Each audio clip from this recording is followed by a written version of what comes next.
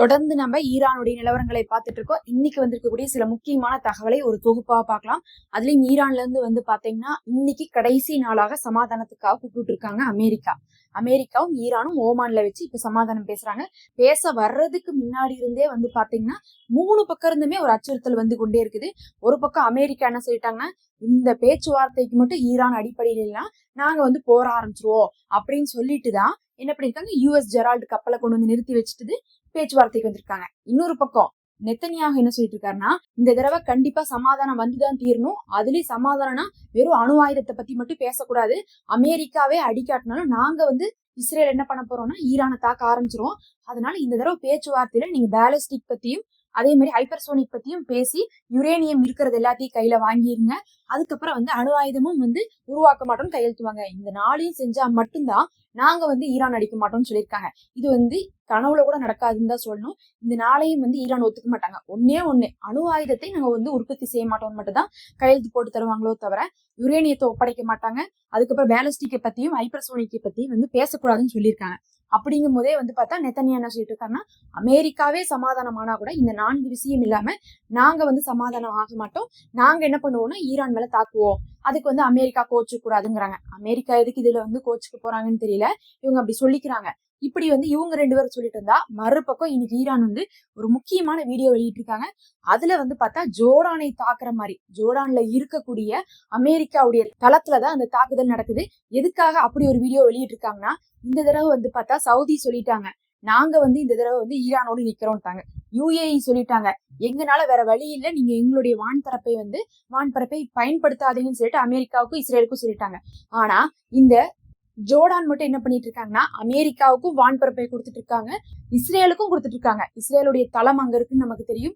அது இல்லாம அமெரிக்காவுடைய ராணுவ தளமும் அங்க இருக்கு. அங்கிருந்து பார்த்தா நிறைய போர் விமானங்கள் இப்ப இறங்கி இருக்குது. கண்காணிக்கக்கூடிய ட்ரோன்கள் ஈரானுடைய எல்லையை நோட்டமிட்டு திரும்ப திரும்ப வந்துட்டு இருக்குது. அப்படிங்கறனால ஜோர்டான் ஃபுல்லா சப்போர்ட் பண்றாங்க ஈரானை அடிக்கிறதுக்கு. அப்படிங்கறனால ஜோர்டான்ல இருக்கக்கூடிய அமெரிக்கா தளம் தான் இந்த தடவை எங்களுடைய குறி. போன தடவை கத்தார் அடிச்சோம். அதுக்கு முன்னாடி பாத்தீங்கன்னா இவங்க ஈராக்ல அடிச்சிருக்காங்க. ஆனா இந்த தடவை என்ன பண்ணிட்டாங்கன்னா, எங்களுக்கு ஜோர்டான் தான் குறின்னு சொல்லிட்டு ஜோர்டானுடைய ராணுவ தளம், அதாவது அமெரிக்காவுடைய ராணுவ தளத்தை அடிக்கிற மாதிரியும் அங்க இருக்கக்கூடிய போர் விமானங்களை அடிக்கிற மாதிரியும் என்ன பண்ணிருக்காங்க, இன்னைக்கு ஒரு ஏஐ ஜென்ரேட்டட் வீடியோவை ஒரு அனிமேட்டடா ஈரானுடைய தரத்துல இருந்தே வெளியிட்டு இருக்காங்க. ஈரானுடைய தரப்புல இதை விட்டதுனால என்ன ஆயிருக்குன்னா, இப்ப ஜோர்டான் தான் அவங்களுடைய குறி அப்படிங்கிறது தெரியுது. ஈரானும் பேச்சுவார்த்தைக்கு போறதுக்கு முன்னாடி இந்த ஒரு வேலையை செஞ்சு வச்சுட்டு தான் போயிருக்காங்க. நாங்களும் எந்த அச்சுறுத்தலுக்கும் பயப்படல, ரெடியா தான் இருக்கும்னு சொல்லிட்டு, அடிக்கப்படுவது ஜோர்டான் நாடாகவே இருந்தாலும் சரி, அங்க இருக்கக்கூடிய அமெரிக்க தளம் அப்படிங்கறனால அமெரிக்காவுக்கு தான் இது அச்சுறுத்தல். அப்ப 2 பக்கமுமே பெரும் அச்சுறுத்தலை கொடுத்துட்டு தான் இன்னைக்கு பேச்சுவார்த்தை கடைசியா போயிட்டு இருக்காங்க. இன்னும் இந்த பேச்சுவார்த்தையுடைய முடிவு வரல.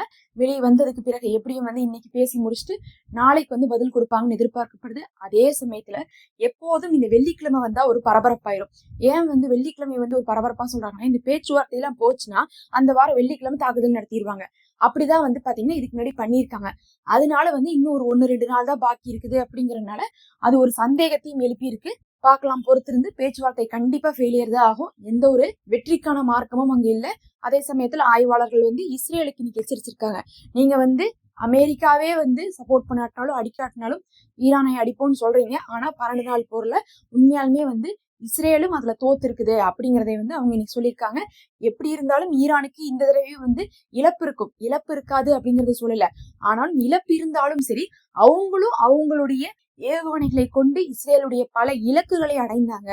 அதனால இஸ்ரேல் போர் செஞ்சா ஒரு சைடா செஞ்சுட்டு இருக்க மாட்டாங்க, 2 சைடா மாத்தியுமே அடி வாங்குவாங்க. ஈரானும் இழப்பாங்க, இஸ்ரேலும் இழப்பாங்க. இஸ்ரேல் இருக்கக்கூடிய மக்களும் கஷ்டப்படுவாங்க, நகரம் எல்லாம் அழியும். ஈரான்ல இருக்கக்கூடிய மக்களும் கஷ்டப்படுவாங்க, நகரம் எல்லாம் அழியும். அப்படிங்கக்கூடிய ஒரு நிலைமை தான் வரும். அப்ப 2 நாடுமே கஷ்டப்படும் அப்படிங்கறதை ஆய்வாளர்கள் சொல்றாங்க. ஈரான் ஆல்ரெடி சொல்றாங்க, அது நமக்கு கஷ்டமா இருக்கும் அப்படிங்கறதுனாலதான் நாங்க போருக்கு வேணாம்னு சொல்லிட்டு சமாதானத்தை எதிர்பார்க்கிறோம். ஆனா நம்மளுடைய எதிரி நாடு சமாதானத்துக்கு தயாரா இல்ல, சரணடையணும்னு சொல்றாங்க. நாம சரணடைய முடியாது அப்படிங்கறதான் ஈரான் சொல்றாங்க. இன்னைக்கு முழுவதுமாக இந்த ஒரு விஷயம் தான் ரொம்ப பரபரப்பா போயிட்டு இருக்கு. பொறுத்திருந்து பார்க்கலாம். அடுத்த குறி ஜோர்டானா தான் இருந்துட்டு இருக்கு. இதுக்கப்புறமா ஜோர்டான் அமெரிக்காவுக்கு ஆதரவு கொடுக்காம விலக போறாங்களா இல்லையான்னு சொல்லிட்டு இனி வரக்கூடிய நாட்கள்ல தான் தெரியும். அடுத்த ஒரு காணொலியில சந்திப்போம். தொடர்ந்து இணைந்திருங்கள்.